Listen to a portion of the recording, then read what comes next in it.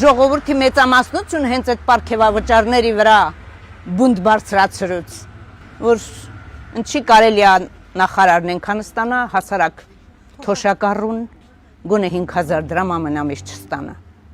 Ասում է 10,000 դրամով որ բարձրացնեն թոշակները, թոշակառուները չգիտեն որտեղ ծախսեն։ Ո՞չ չգիտեն։ Այդ թոշակառուներով այս պետությունը կառուցվել։ Հիմիկվա նոր սերունդը չի կառուցել։ Ինչի չի կարալ օգտագործի։ Չգիտի փողի արժեքը։ Ես նոր եմ 65 տարեկան տարել, այս ամիս արդեն կստանամ թոշակը, բայց ամուսինս էլ դե նոր է երևի այս օրենք արդեն մտել այդ հետ վճարի բանը, լավ որ չենք օգտվել։ Ավելի լավ է 5000 դրամ մի անգամ բարձրացնի, որ թե տոկոս գանձի հետ, ավելի լավ է մի անգամ ասի 5000 դրամ։ Արդեն դու գիտես, ուզում ես քարտով վճարում արա, ուզում ես կանխիկ վճարում արա, դու թոշակառու ես, դու գումարը կարաս ոնց հարկս համարում նենց էլ յուրացնես,